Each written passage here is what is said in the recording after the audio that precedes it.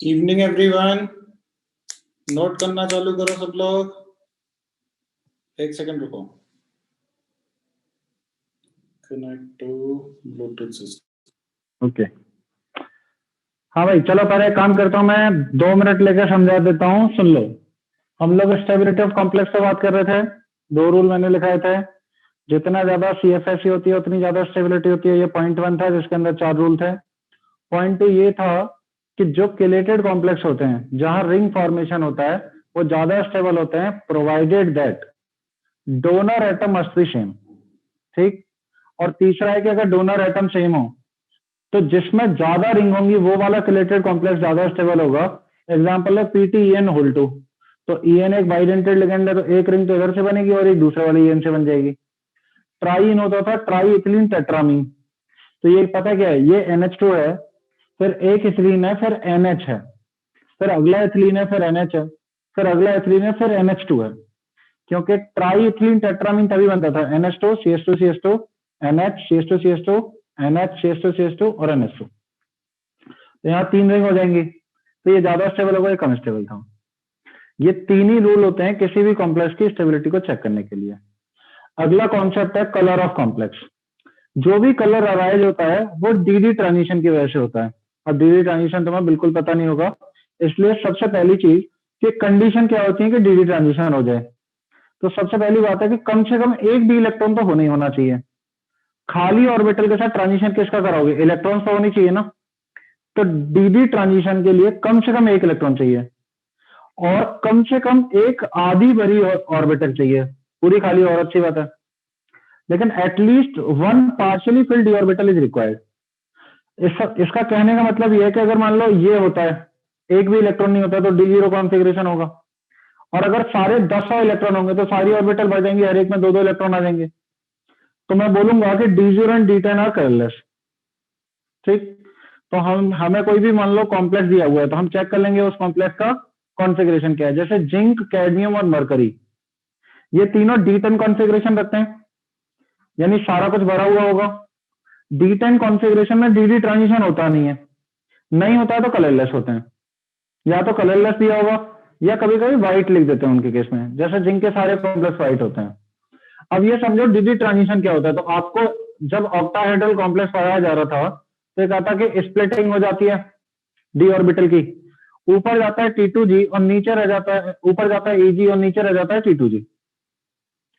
अब मान लो यहां पे हो D9 कॉन्फ़िगरेशन, ठीक, जिसमें 9 इलेक्ट्रॉन होंगे। 9 इलेक्ट्रॉन बनने का तरीका क्या होता है, पहले 6 यहां पे आ जाते हैं और एक यहां पे, और ऐसे भरोगे आप।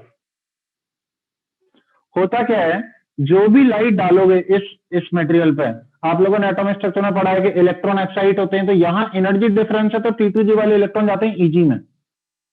गया।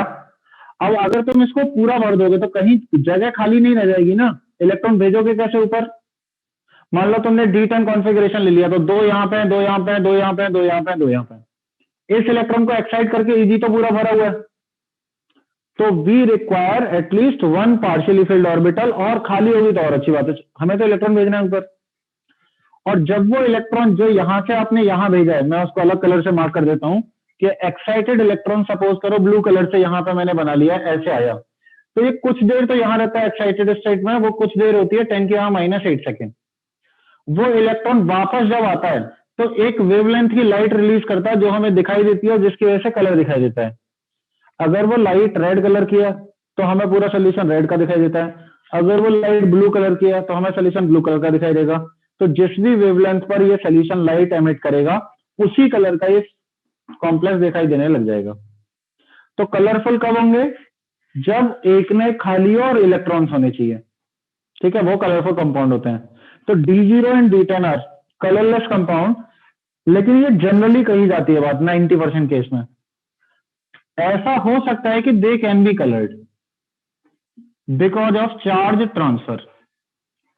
अब ये किन किन में चार्ज ट्रांसफर होता है, ये आपको D ब्लॉक में लिखवा दिया होगा एग्जांपल कि चार्ज ट्रांसफर की वजह से कलर कैसे आता है। ठीक है, सब बच्चे हाँ भी कर रहे हैं, नोट करो यहां तक, फिर इसके बाद मैं बताऊंगा कि कलर कैसे दिखेगा।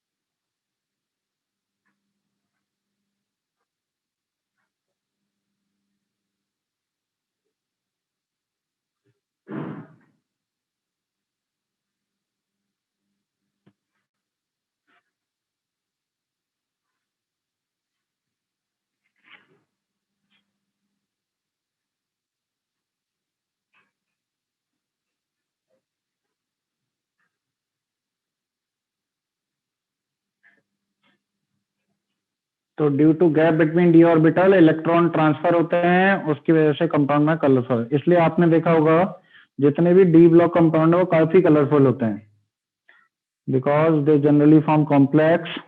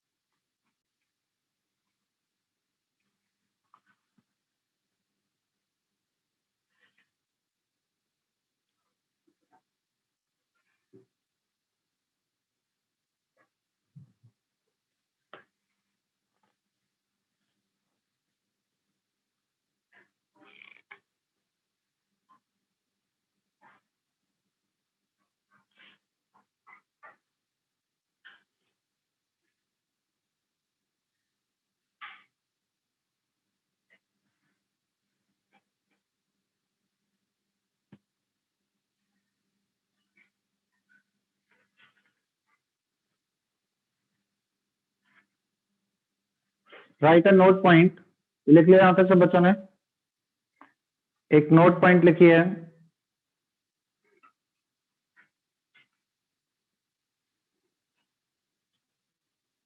जल्दी लिखो जो लोग रह जाए, ये अभी नहीं बनाना है जो बना रहा हूं मैं, पहले नोट पॉइंट लिखिए सब लोग। One part of visual light, one part of visual light is continuously engaged in excitation, is continuously engaged in excitation, and its complementary part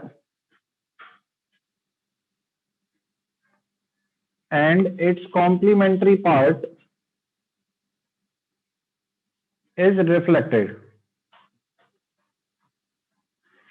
and its complementary part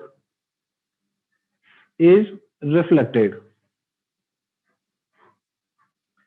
देखो व्हाइट लाइट ऐसा assume की जाती है कि दो colour से बनी होती है, एक नॉर्मल कलर होता है और एक उसका कॉम्प्लीमेंट्री कलर होता है।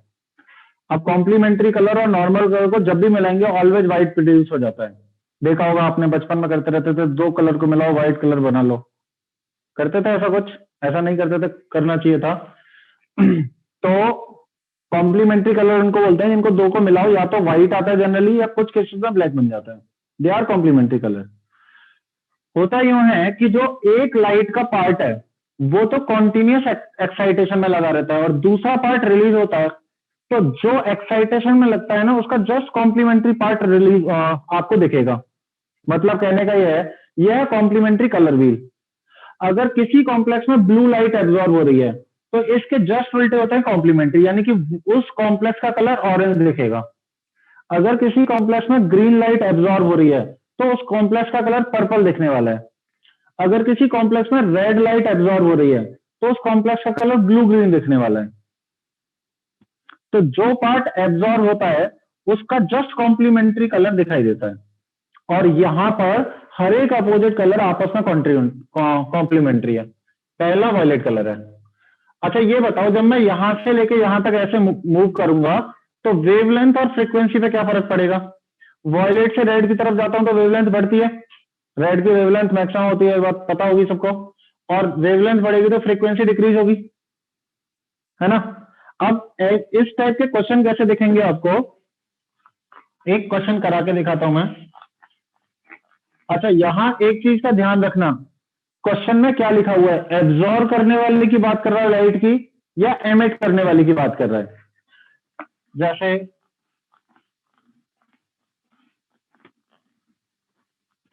क्वेश्चन है, आपके पास सपोज कर लीजिए दो कॉम्प्लेक्स हैं।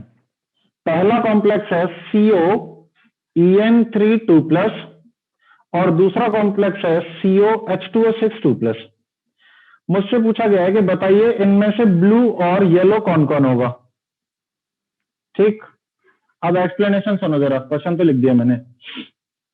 जब भी इनमें से ब्लू और येलो कलर पूछा जाएगा तो कोबाल्ट 3 प्लस है, एक में कॉम्प्लेक्स En है, दूसरे के में कॉम्प्लेक्स वाटर है।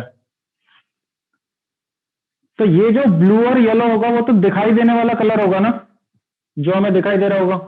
ये बताओ सबसे पहले ब्लू का कॉम्प्लीमेंट्री कौन है। ब्लू का कॉम्प्लीमेंट्री है ऑरेंज, और येलो का कॉम्प्लीमेंट्री कौन है। येलो का कॉम्प्लीमेंट्री कलर है इंडिगो। पहले इनकी बात होते हैं, यानी कि मैं बात कर सकता हूं ये लैम्डा एब्जॉर्ब की बात हो रही होगी, जो कलर एब्जॉर्ब हुआ होगा, क्योंकि ये तो दिखाई दे रहा है। अब जो एब्जॉर्ब हुआ है, हमें पता है कि जब भी स्प्लिटिंग होती है इस तरीके से स्प्लिटिंग होगी। ये बताओ अगर मैं लाइट डालता हूं, ये लैम्डा एब्जॉर्ब है मेरी, तो यहां से लेके यहां तक जब जाएगा तो मैं बोल दूंगा कि ये मेरा ये जो एनर्जी डिफरेंस है वो देख लूंगा कितना ज्यादा है कितना कम है। जैसे अगर En एक स्ट्रॉन्ग फील्ड लिगेंड है और वाटर एक वीक फील्ड लिगेंड है, तो En के केस में गैप ज्यादा होगा और पानी के केस में गैप कम होगा। मान लो बहुत छोटा बना दिया मैंने, लेकिन मान लो ऐसा है। तो ये जो एनर्जी डिफरेंस है, क्या लगता है आपको, इसका जो HC अपन लेमडा है वो ज्यादा होगा और इसका HC अपन लेमडा कम होगा। HC अपन लेमडा की वैल्यू ज्यादा होगी क्योंकि एनर्जी क्या होती है, HC अपन लेमडा। तो इसके HC अपन लेमडा की वैल्यू ज्यादा, इसके HC अपन लेमडा की वैल्यू कम, क्योंकि वो एनर्जी है, एनर्जी कम है।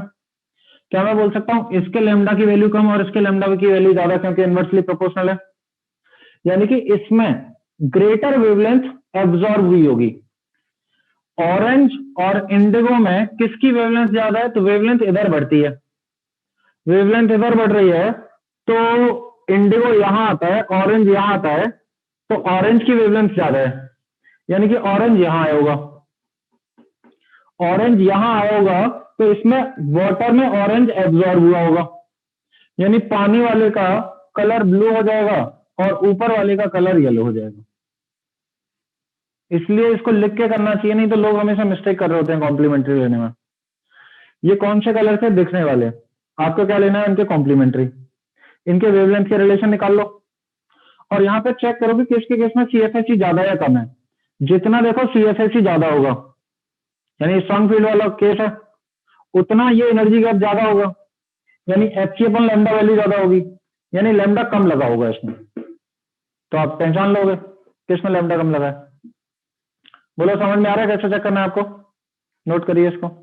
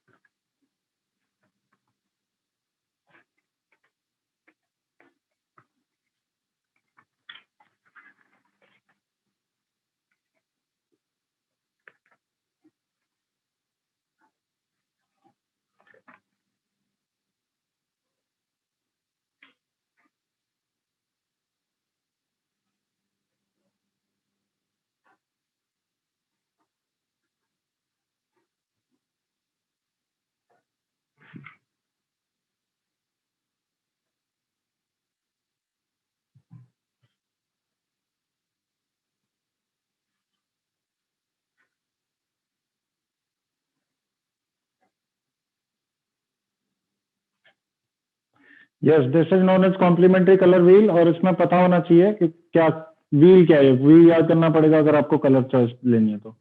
लेकिन ऐसे कभी रटने वाले क्वेश्चन बहुत कम आते हैं।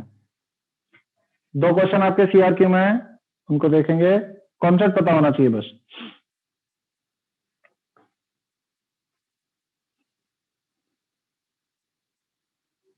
अभी नहीं मिटा रहे हैं।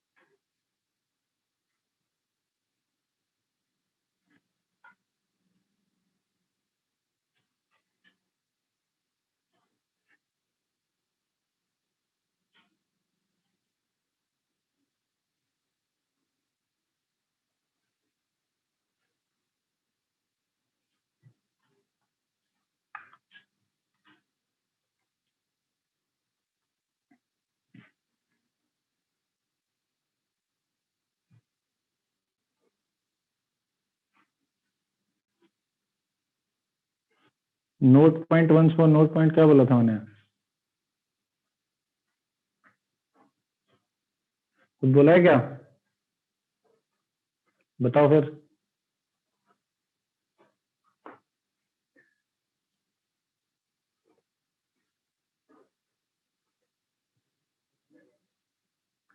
अच्छा, उसकी बात कर रहे हो क्या, कॉम्प्लीमेंट्री रिलीज होता है? और वो नोट पॉइंट ये था, one part of visual light is engaged in the excitation and complementary part is released कह दो, या complementary part is seen to us, जो भी लिखना है।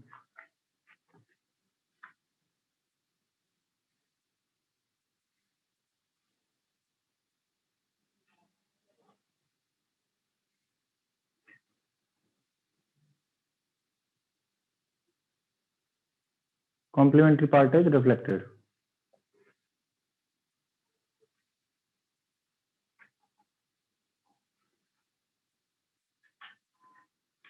ठीक है, नोट हो गया सबका?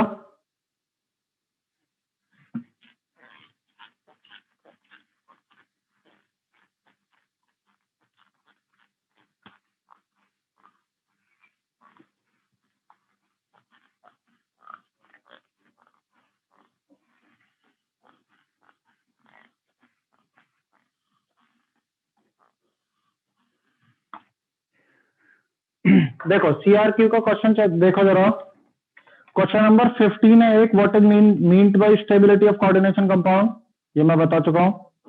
और state the factor which govern stability of complex, मैंने तीनों फैक्टर लिखवा दिए जिन फैक्टर पे स्टेबिलिटी ऑफ कॉम्प्लेक्स डिपेंड करती है। ठीक है, तो क्वेश्चन नंबर 15 हो चुका है। क्वेश्चन नंबर 16 देखो, what will be the correct order of wavelength of absorption. हाँ भाई देखो, एब्जॉर्प्शन पूछिए इसने, क्या है हमारे पास, NiNO2 6 4 माइनस है, NiNH3 6 2 प्लस है, और फिर अगला है NiH2O 6 2 प्लस है। ये मेरे पास ऐसे सीरीज में दे दिए हैं। एब्जॉर्प्शन किस में ज्यादा होगा, किसका वेवलेंथ एब्जॉर्प्शन का ज्यादा होगा? क्या मैं बोल सकता हूं, जिसमें एनर्जी गैप ज्यादा होगा उसका वेवलेंथ कम होगा। और एनर्जी गैप किसका ज्यादा होगा, लिगेंड फील्ड स्ट्रेंथ पर डिपेंड करेगा वो। वाटर एक वीक फील्ड लिगेंड है, और आपको याद है कि नहीं पता नहीं, नाइट्रोजन दोनों ही डोनर एटम है, NO2-1 भी और ये भी। अमोनिया सबसे पहला स्ट्रॉन्ग फील्ड मिला था हमें सीरीज में, अमोनिया से स्टार्ट हुई थी स्ट्रॉन्ग फील्ड की सीरीज, अमोनिया से ज्यादा ही होता है NO2-1। इसका मतलब ये मेरी स्ट्रेंथ हो गई, तो सबसे ज्यादा गैप इसमें मिलेगा, यानी सबसे ज्यादा HCl इसका होगा, फिर इसका होगा, इसको λ1 λ2 λ3 कह दो। तो बताइए सबसे बड़ी वेवलेंथ कहां पे होगी, λ3। सबसे छोटी वेवलेंथ कहां पे होगी, ये। तो वेवलेंथ के उसमें अगर मैं अरेंज करूं तो ऐसे हो जाएगी ना एब्जॉर्प्शन वेवलेंथ वाली।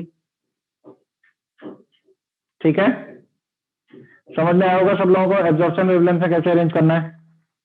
वैसे ही एक और क्वेश्चन देखो, एक क्वेश्चन नंबर 36 दिया है, बोल रहा है कि TI NCS63 minus exhibit a single absorption band at lambda is equal to 544 nanometre.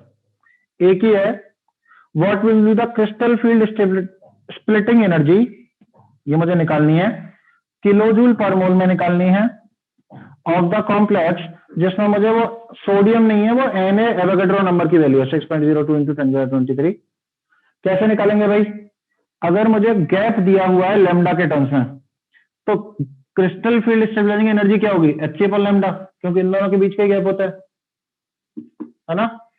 तो क्या कर दूंगा, H की वैल्यू रख दूंगा 6.626 इंटू 10⁻34 और C की वैल्यू रख दूंगा 3 इंटू 10⁸8 और लैम्डा की वैल्यू मुझे दी हुई है नैनोमीटर में, उसको मीटर में कन्वर्ट कर दो 544 इंटू 10⁻9।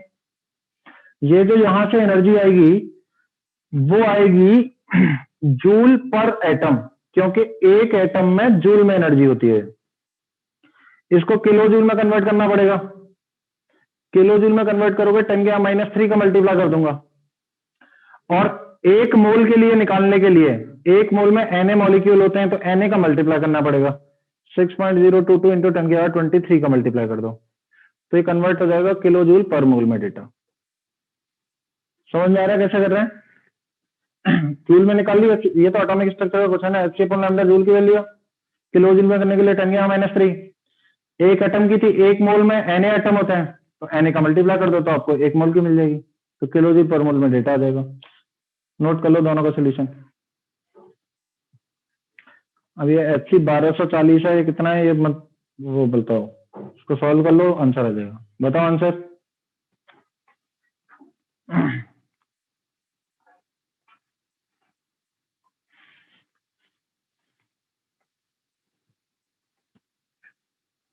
ये -37 है और ये 10⁻9 ऊपर जाएगा तो 17 हो जाएगा, 17 23 40 हो जाएगा, ये -37 था तो 10⁻3 बचेगा, 10⁻3 बचेगा कहाँ पे, 6.626 इंटू 3 इंटू 6.022 इंटू 10⁻3 अपॉन 544। ये 1000 है, ये लगभग 2 आएगा, 6 6 का क्यूब 216 कुछ। देखो आंसर क्या आ रहा है, बता जरा।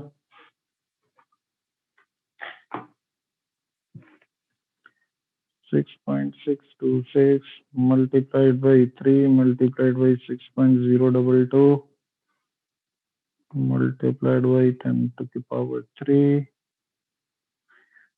divided by 544, 220 exact.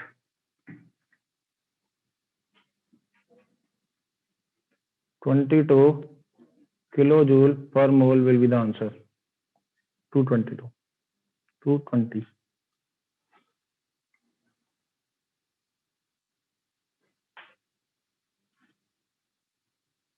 220 सही आंसर है।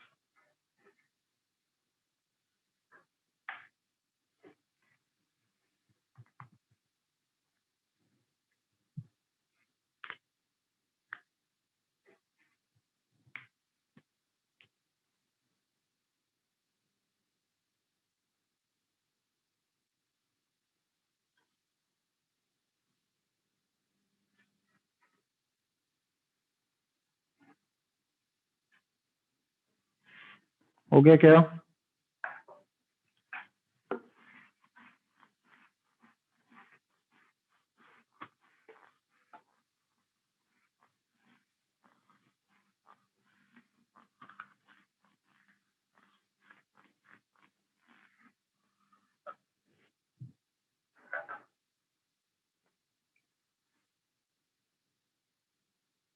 Net stabilising energy,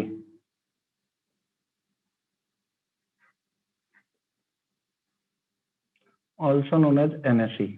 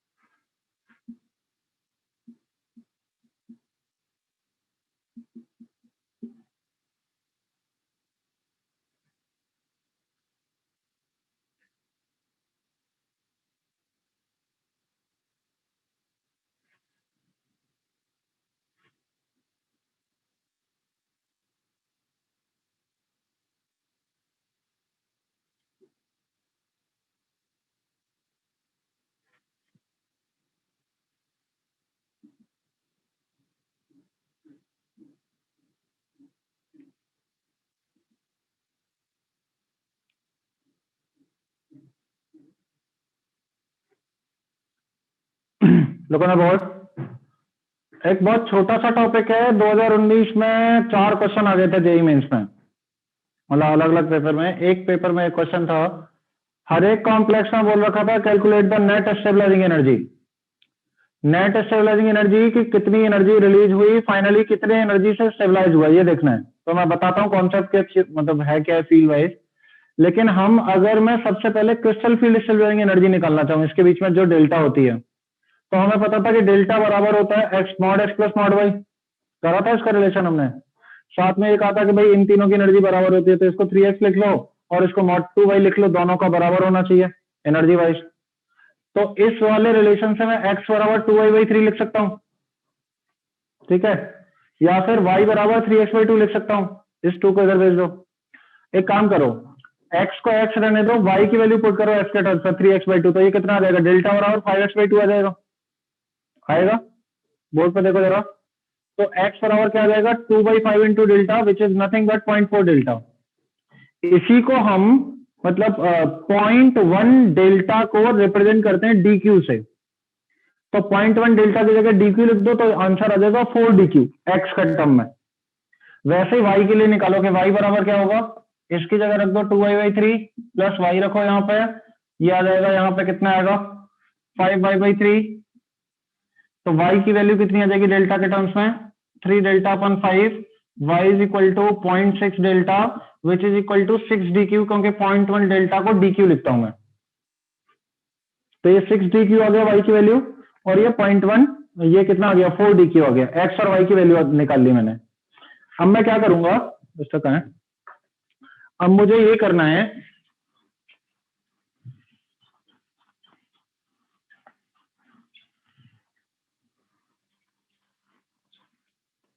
net stabilising energy is equal to होता है number of electrons in T2g multiplied by 4dq, और ये माइनस में जाता है तो -4dq plus number of electrons in Eg multiplied by 6dq plus pairing energy.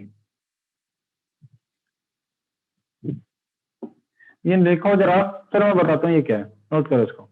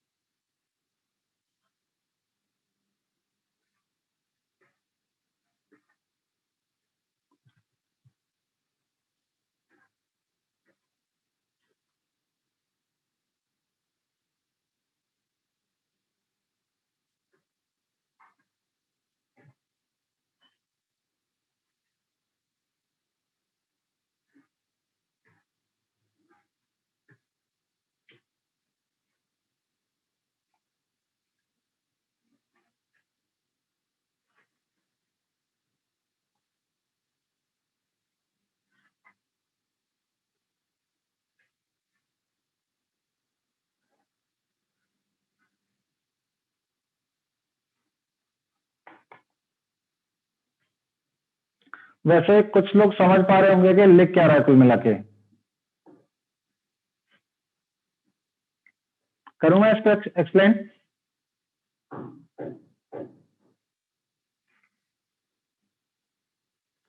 X के terms में निकाल दिया, डेल्टा एक्स को लिखा डेल्टा के टर्म्स में, वाई को लिखा डेल्टा के टर्म्स में।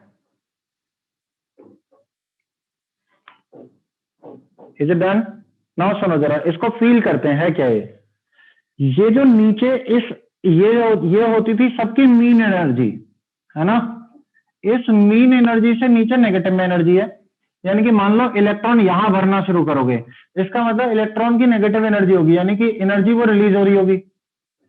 अब मान लो तुमने एक इलेक्ट्रॉन भरा, तो इन तीनों की एनर्जी तो बराबर है, और एक की एनर्जी डेल्टा के टर्म्स में निकाल ली, कितनी एनर्जी है? एक्स एनर्जी है। डेल्टा के टर्म्स में निकाली तो कितनी आई? 4dq लिख दी, that is nothing but 0.4 delta ना, उसको हम लोग इंटीजर बनाने के लिए 4dq लिख दिया। तो अगर हर एक ऑर्बिटल की एनर्जी 4dq है, तो आपने पढ़ा होगा कि इलेक्ट्रॉन जब रिवॉल्व करते हैं जिस भी ऑर्बिटल में, जो ऑर्बिट की एनर्जी होती है वही इलेक्ट्रॉन की एनर्जी होती है। तो जैसे यहां पे जो इसकी एनर्जी होगी वही उसके इलेक्ट्रॉन की एनर्जी होगी। यहां पे हर एक की एनर्जी क्या है? 4dq माइनस में, क्योंकि नीचे की तरफ है, तो हर एक की एनर्जी रखी। अब जितने भी इलेक्ट्रॉन आएंगे उसका मल्टीप्लाई करना पड़ेगा, तो मुझे नेट अमाउंट ऑफ एनर्जी मिल जाएगी नीचे कितनी है, और जो प्लस में आएगी तो ईजी के इलेक्ट्रॉन रख दो और 6dq, तो मुझे नेट अमाउंट ऑफ एनर्जी मिल जाएगी। अब इतनी एनर्जी को हम क्रिस्टल फील्ड स्टेबलाइजिंग एनर्जी बोल सकते हैं। अब होगा क्या कि साथ में पेयरिंग एनर्जी और ऐड कर दी, तो पेयरिंग एनर्जी हमेशा देनी पड़ती है।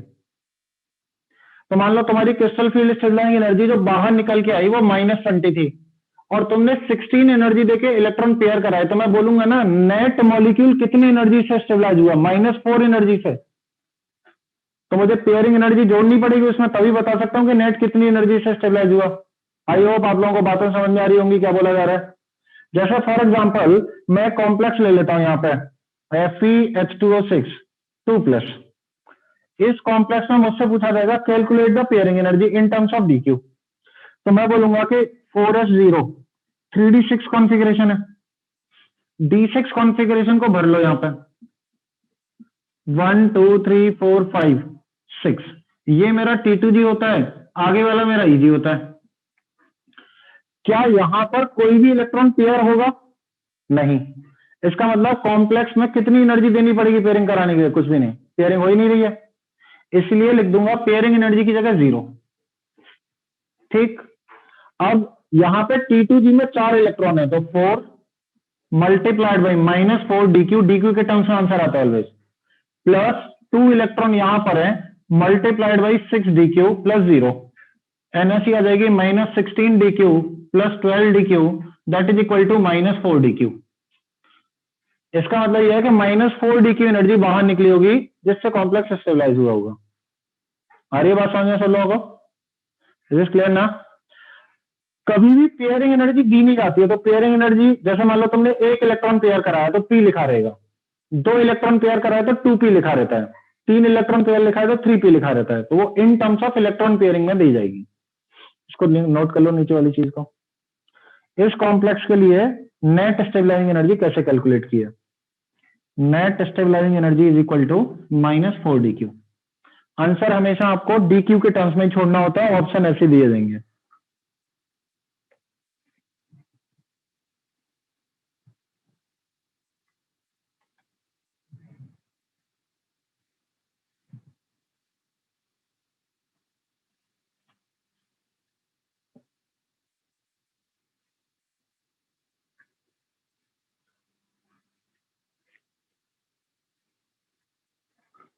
एक और एग्जांपल, एक क्या 2 एग्जांपल और बता देंगे।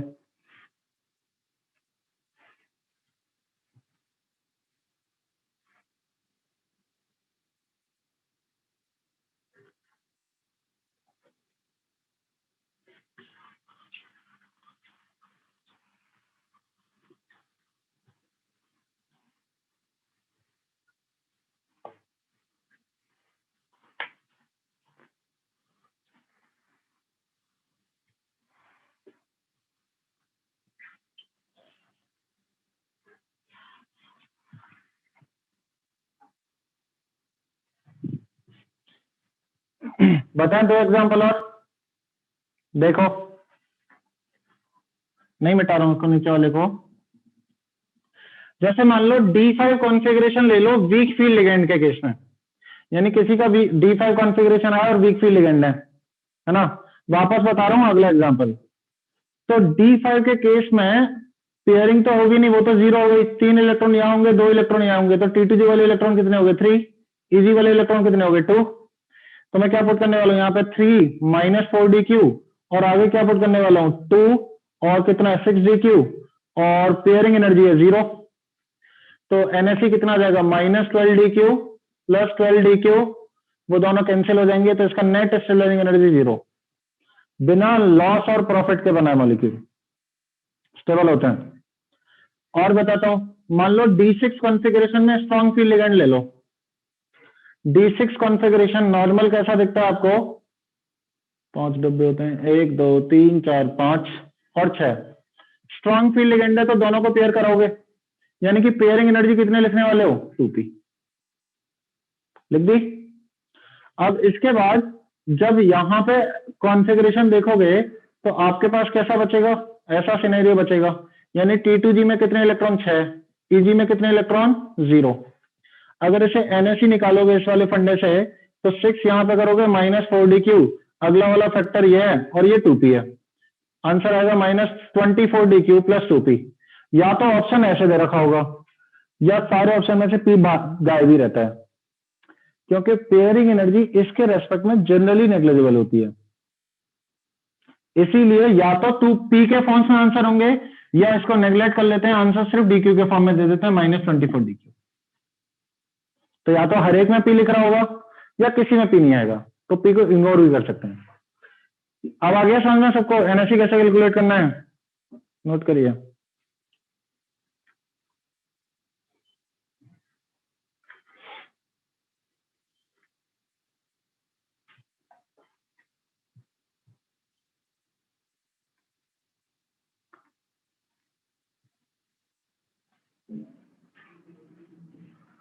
हाइपोथेटिकली पॉजिटिव हो सकती है, लेकिन जो रियल कॉम्प्लेक्स बनेंगे उनके केस में तो एनर्जी नेगेटिव होगी ना। जब स्टेबिलिटी आई नहीं, जब एनर्जी रिलीज ही नहीं हुई, देनी पड़ गई, तो वो कॉम्प्लेक्स कहां बनेगा।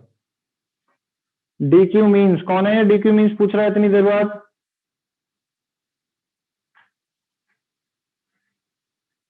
.1 डेल्टा नॉट को DQ से रिप्रेजेंट कर देते हैं, आंसर ऐसे भी दिया जा सकता है -2.4 डेल्टा नॉट, लेकिन एक्चुअली बुक्स में देखोगे सब जगह DQ लिखा रहता है। 0.1 डेल्टा नॉट को DQ मान लेते हैं, तो जस्ट वे ऑफ रिप्रेजेंटेशन है।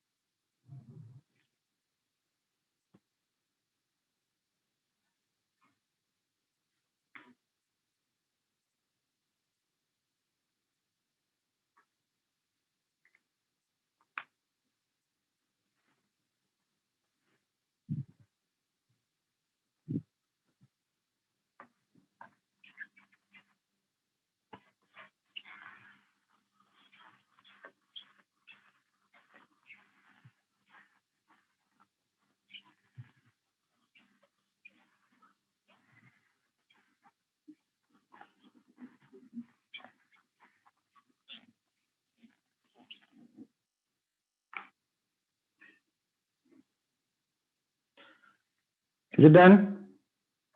अच्छा ये पता है टेट्राहेड्रल में बदल जाते हैं EG और T2G, तो जैसे मैंने ऑक्टाहेड्रल के लिए फॉर्मूला डिराइव किया, तो क्या आप टेट्राहेड्रल के लिए फॉर्मूला डिराइव कर लोगे सब लोग?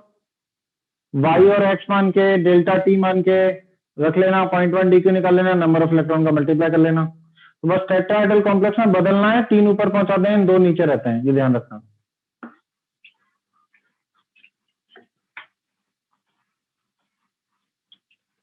अच्छा, एक क्वेश्चन सीआरक्यू में लिखा, लास्ट जो बचा है हमारा question, name 2 biologically important coordination compound. बताओ जरा तुम लोग, ऐसे ही बता दो उसको, ऐसे कोऑर्डिनेशन कंपाउंड जो बायोलॉजिकली इंपोर्टेंट है हमारी लाइफ में। दो, पहला हीमोग्लोबिन का जो कॉम्प्लेक्स होता है वो आयरन होता है उसके बीच में, और बाकी सारे कोऑर्डिनेट बॉन्ड होते हैं, बड़ा सा 3D स्ट्रक्चर होता है। दूसरा, तुम लोगों ने क्लोरोफिल का नाम सुना होगा प्लांट में। क्लोरोफिल में मैग्नीशियम 2+ का कॉम्प्लेक्स होता है, मतलब मैग्नीशियम 2+ होगा, उसको डोनेशन होता रहता है।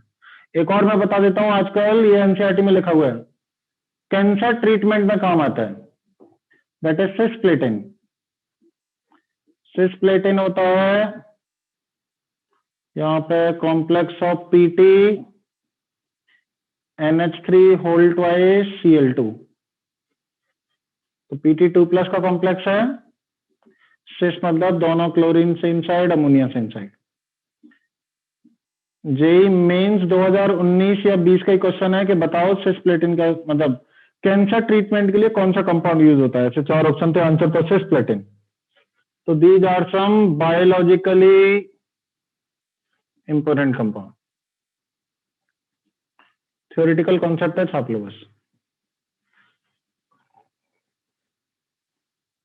Which is the solution to question number 9 in CRQ.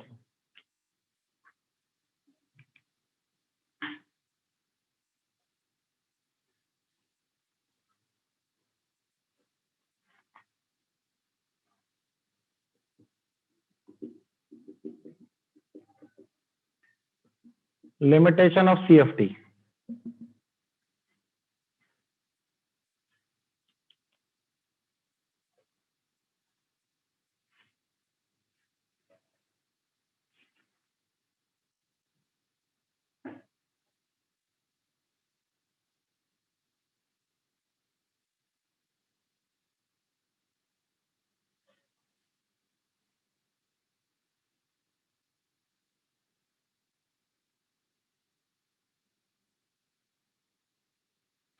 का थ्योरी बता हुआ है तुमको, सीआरक्यू में भी बहुत कुछ लिखा हुआ है उसके बारे में, पीछे पलट के देखोगे सब कुछ छपा हुआ है।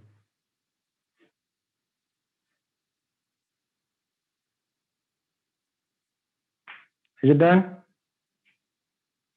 देखो जरा, वैलेंस बॉन्ड थ्योरी की 2 लिमिटेशन थी। पहली लिमिटेशन, कलर ऑफ कॉम्प्लेक्स नहीं बता पाई थी, सीएफटी बता पाती है, कॉम्प्लीमेंट्री रिलीज होता है।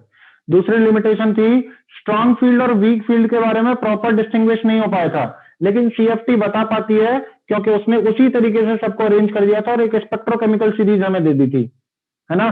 तो सीएफटी ने दोनों वैलेंस बॉन्ड थ्योरी की कमियों को दूर किया। अब क्रिस्टल फील्ड थ्योरी की 1-2 बुराइयां, अच्छाई तो बहुत है। बुराई पहली क्या है कि भाई इसने कहा था पॉइंट चार्ज कंसीडर कर लो, याद है सब लोगों को, मेटल और लिगेंड के बीच में इंटरेक्शन पॉइंट चार्ज का होता है। क्या वाकई में ऐसा होता है? नहीं। आपको पता है ना, कोऑर्डिनेट बॉन्ड बनता है तो वो कोवेलेंट कैरेक्टर आएगा उनके बीच में। तो CFT ignores the covalent character, it ignores the covalent character between metal and ligand. जैसा नहीं करना चाहिए इसको, क्योंकि एक्चुअली तो यही होता है कि भाई लिगेंड अपना इलेक्ट्रॉन लेकर आके ओवरलैपिंग कर रहा है, जो इसने किया था। तो इसके लिए इसकी एक ही लिमिटेशन है, यही इसके मेन लिमिटेशन है कि पॉइंट चार्ज। तो अगला आता है एलएफटी। एलएफटी होता है लिगेंड फील्ड थ्योरी। सबसे पहला आता है वीबीटी, वैलेंस बॉन्ड थ्योरी, फिर सीएफटी क्रिस्टल फील्ड थ्योरी, और फिर है ligand field theory. That is not in syllabus, beyond our reach, it cannot be discussed, क्योंकि यहाँ पे हमें हेवियर मॉलिक्यूल के एमओटी की जरूरत पड़ेगी जो नहीं डिस्कस कर सकते। इसी के साथ ये चैप्टर यहीं समाप्त हो जाता है। तो ये पॉइंट लिखो, लिखो LFT not in syllabus, full stop. J advance के क्वेश्चन कराने हैं, भागो मत।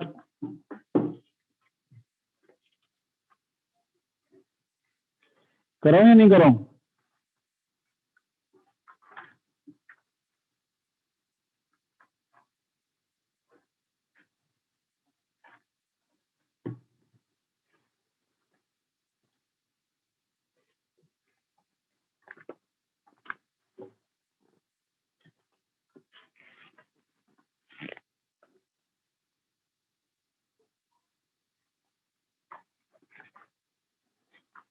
कोऑर्डिनेशन कंपाउंड,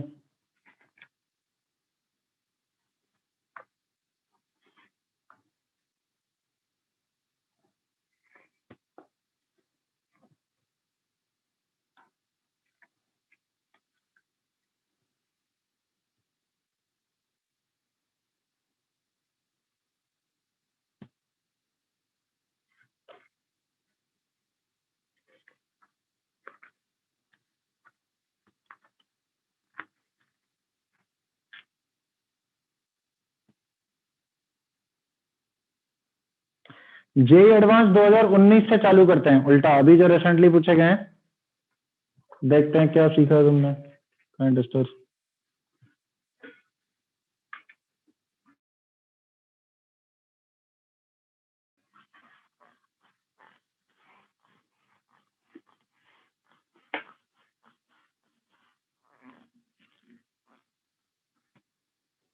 देखो भाई, क्वेश्चन पूछा गया है,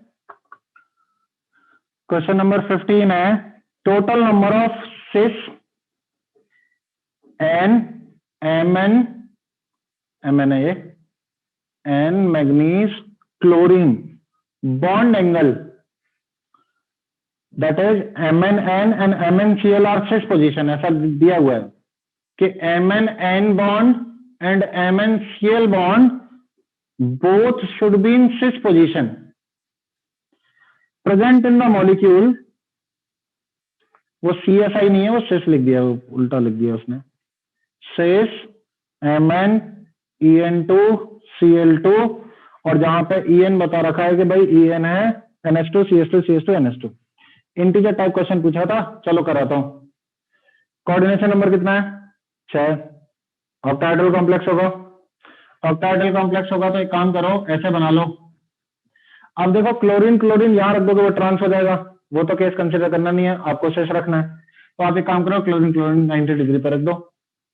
तो EN कैसे बनाते हैं? नाइट्रोजन यहाँ पे होता है, फिर 2 कार्बन होते हैं, फिर नाइट्रोजन होता है, फिर नाइट्रोजन होता है, नाइट्रोजन होता है, 2 कार्बन होते हैं, नाइट्रोजन होता है। ऐसे लगेगा। इसको मान लो प्लेन में ऐसे, और ये प्लेन के नीचे से निकल के बाहर की तरफ आ रहा है। मुझे क्या काउंट करना है? NMnCl बॉन्ड काउंट करने हैं। N, ये MnN बीच का मेटल, NMlCl बॉन्ड कितने होंगे? तो एक तो इसके साथ बनेगा, ऐसा 1 बनेगा कि नहीं बनेगा? एक इसके साथ बन जाएगा 2, बोलो। फिर क्वेश्चन पढ़ देता हूं, ऐसे देख रहे हो तुम लोग। Total number of cis NMnCl bond angle, यानी Mn और N इसका, और Mn और Cl आपस में सिस होनी चाहिए। सिस का मतलब 90 डिग्री हुआ ना, 180 डिग्री नहीं। 180 पे होता है तो ट्रांस होता है इसमें, ये तो पता होगा सबको, और 90 पे होता है तो सिस होता है। तो ऐसे कितने बॉन्ड इसमें? तो देखो, ये और ये बॉन्ड तो एक हो गया, इसका और इसका 2 बॉन्ड हो जाएंगे, 2 हो गए। वैसे ही इसको लोगे तो इसका इसके साथ, इसका इसके साथ 2 हो जाएंगे। और लेकिन अगर इसको लोगे तो ये बताओ, NMnCl इस वाले बॉन्ड को लेने वाले हैं क्या? नहीं, इस वाले बॉन्ड को लेंगे तो सिर्फ एक हो पाएगा इस वाले नाइट्रोजन की वजह से, और इसको अगर लेंगे तो सामने वाला हटाना पड़ेगा, सिर्फ ये वाला हो पाएगा क्योंकि वही शेष होगा 90 डिग्री पे। तो एक इसका, टोटल आंसर 6 दिया था। ज्योमेट्री का क्वेश्चन था, क्लियर है सबको? नोट करो सॉल्यूशन। क्वेश्चन ये IIT 2019 का क्वेश्चन है। 2019 में एक क्वेश्चन है, 18 में 3 क्वेश्चन आए थे चैप्टर से, 17 का आए तो 2 थे, एक ही देख रहा है इसमें। 16 के 3 क्वेश्चन है, 2015 में 3 क्वेश्चन आए थे, 2014 में 3 क्वेश्चन आए थे, 3 नहीं, 2014 में 4 क्वेश्चन आए थे, 4।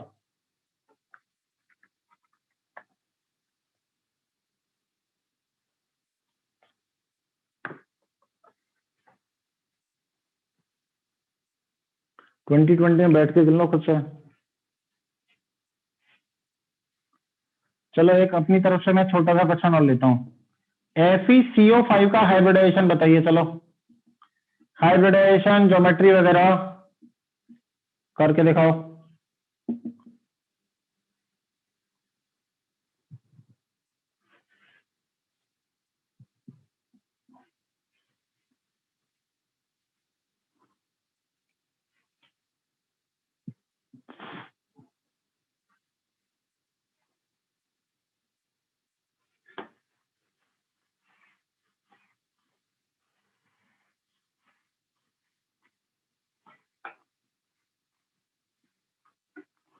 FeCO5 जो आपको तरीका बताया उसी से करना है, CFT वाला। Tell me the hybridisation.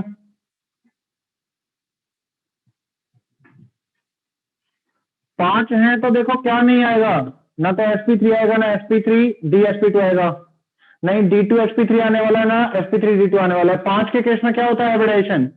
sp3d, है ना, यही पढ़ा था ना ट्राइगोनल बाइपिरामिडल के लिए। तो इसमें भी 2 पार्ट होते हैं, dsp3 और sp3d।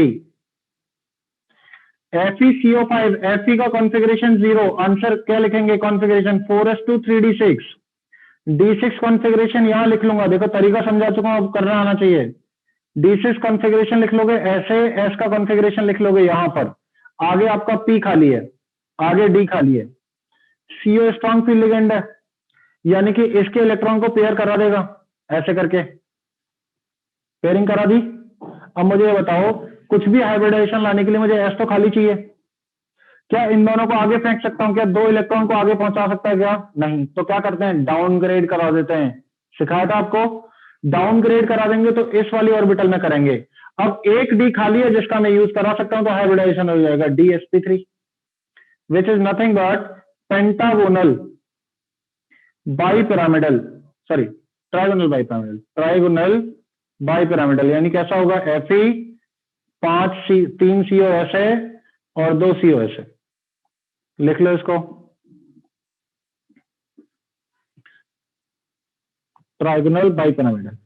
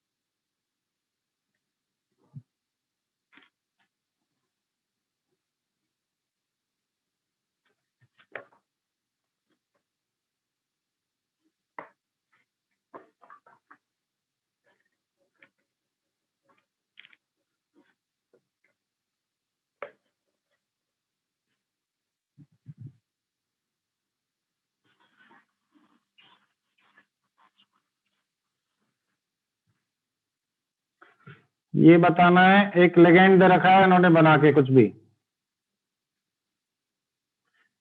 यहाँ पे 3 है और आगे O माइनस है, एक और O माइनस है,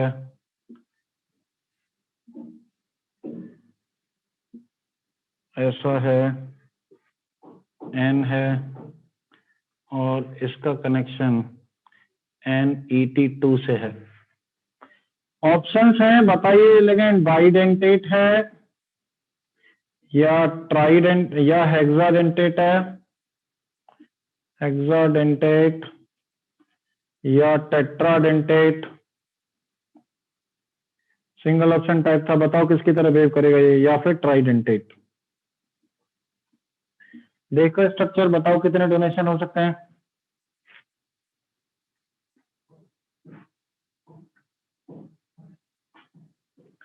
एक तो O माइनस डोनेट करेंगे, एक ये नाइट्रोजन के लोन पेयर और एक ये इस नाइट्रोजन को मत भूलना के ऊपर लगा के दे रखा है, तो 4 डोनेशन कर सकता है, 4 डोनेशन मतलब टेट्राडेंटेड लिगेंड है। तो बस कॉन्सेप्ट पता होना चाहिए कितने लोन पेयर डोनेट कर सकता है। और बताते हैं,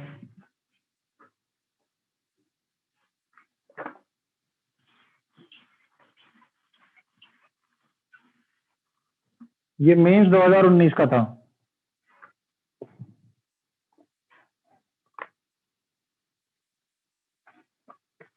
एक और मेंस 2019 का क्वेश्चन देते हैं। K4 TH यहाँ पे थोरियम है, C2O4 होल 4 और OH2 ऐसे OH2 2, इसका कोऑर्डिनेशन नंबर कितना होगा थोरियम का, बताओ। ऑप्शन है, option A 6, option B 10, option C 14, option D 8।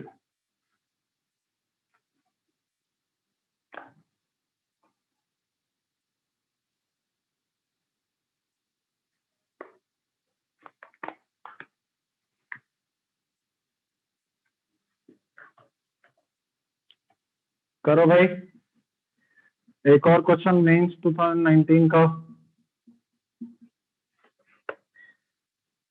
Mn का ऑक्टाहेड्रल कॉम्प्लेक्स है, Mn2+ का, जिसका म्यू दे रखा है 5.9 bourse magneton. Suitable ligand can be NCS-1 CCODEN। हाँ भाई, इसका कोऑर्डिनेशन नंबर, तो इसके दो, ये बाइडेंटेड होता है तो 8 कोऑर्डिनेशन नंबर इसकी वजह से प्रोड्यूस हो जाएगा, 2 कोऑर्डिनेशन नंबर पानी की वजह से प्रोड्यूस हो जाएगा, टोटल कोऑर्डिनेशन नंबर 10 हो जाएगा। देखो ध्यान भी रखो, थोरियम तो काफी नीचे आता है ना, तो जितना मेटल का साइज बढ़ता है तो कोऑर्डिनेशन नंबर वो 6 से भी आगे कर सकता है। ऑस्मियम का हमने 8 देखा था, तो बड़ा मेटल होगा तो कोऑर्डिनेशन नंबर ज्यादा हो सकता है। हमें कैलकुलेट करना आना चाहिए, उस पर दिमाग नहीं लगाना है। Mn2+ ऑक्टाहेड्रल कॉम्प्लेक्स है जिसका म्यू 5.9 है, इसका मतलब कितने अनपेयर्ड इलेक्ट्रॉन रहेंगे, 5। ये समझ में आता है, √36 या √35 का होता है ये, तो 5 अनपेयर्ड इलेक्ट्रॉन होंगे। Mn का कॉन्फ़िगरेशन क्या होगा, 4s0 3d5 ही होता है, यानी कि अनपेयर्ड इलेक्ट्रॉन 5 ही होने चाहिए, किसी की भी पेयरिंग नहीं होनी चाहिए, तो सारा वीक फील्ड लिगेंड होना चाहिए अगर मुझे ये कराना है तो बताइए इनमें से कौन सा वीक फील्ड लिगेंड है। अब पता है बच्चे, जो एक एक्सेप्शन इकलौता जो मैंने लिखाया था, बच्चे क्या सोचते हैं, कार्बन नाइट्रोजन कार्बन, यहाँ पे 2 नाइट्रोजन, उसमें कोई नहीं। एक्सेप्शन एक था ना, नाइट्रोजन डोनर एटम होने के बावजूद भी NCS-1 वीक फील्ड लिगेंड कहलाता है, याद है सबको। चेक करो spectrochemical series, except NCS- weak field ligand था, तो आंसर क्या हो जाएगा, NCS-1। मीन्स 2019 का क्वेश्चन है। और कराते हैं, लिखते जाओ साथ साथ।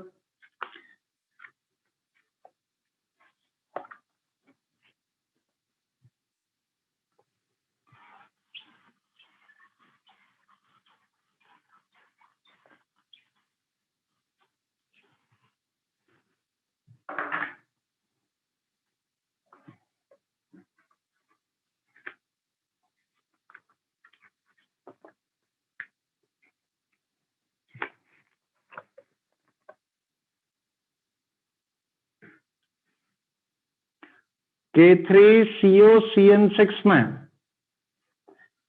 d orbitals which are directly facing ligand, जो लिगेंड को फेस करेंगी, options are DXZ, DYZ and DZ²। Option B DXY, DXZ, DYZ। Option C DXY and DX2Y2। Option D DXY2 and DZ²। Ligand को face करने का मतलब यह है कि लिगेंड की तरफ अप्रोच किया होगा, यानी उन्होंने हाइब्रिडाइजेशन किया होगा। लिगेंड को फेस करने का मतलब यही है ना, जिसने लिगेंड के साथ बॉन्ड, फेस करने का मतलब क्या हो सकता है, जो डी ऑर्बिटल लिगेंड के साथ आपस में आमने सामने आके बॉन्डिंग कर ली हो जिसने। अब हम अच्छी तरीके से जानते हैं, जब भी ऑक्टाहेड्रल कॉम्प्लेक्स बनता है, हमेशा दो ही ऑर्बिटल काम में आती हैं, एक dx2y2 एक dz2। जानते हैं हम अच्छी तरीके से। सिर्फ एक ही ऑप्शन इसको मैच कर रहा है, बाकी तीन तो बकवास ऑप्शन है। जैसे ही दिखेगा क्वेश्चन का आंसर आ जाएगा dx2y2 और dz2 which will face to the ligand. Note करो।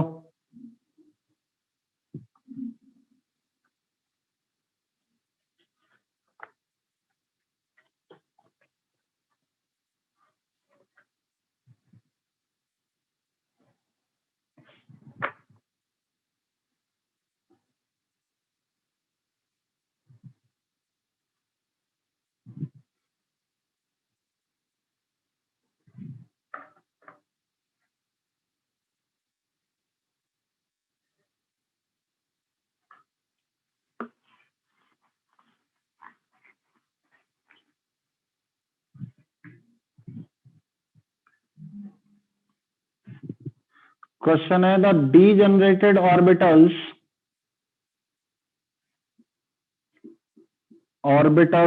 in CrH2O6 3+। ये भी मेंस 2019 का ही है।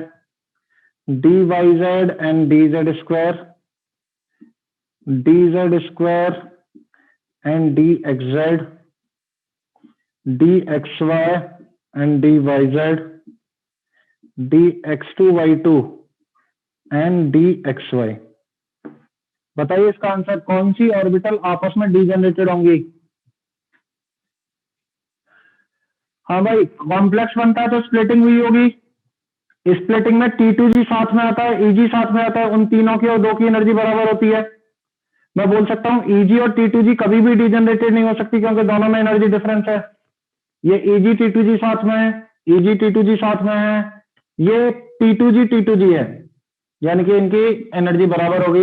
ये क्या होता है Eg, वो क्या होता है T2G, इनकी एनर्जी बराबर नहीं होगी क्योंकि स्प्लिटिंग हो चुकी होती है। आपको पता है लिगेंड के आते ही। तो डीजेनरेटेड कौन सी होंगी? Answer C. बन जाएंगे क्वेश्चन आप लोगों से कोऑर्डिनेशन के।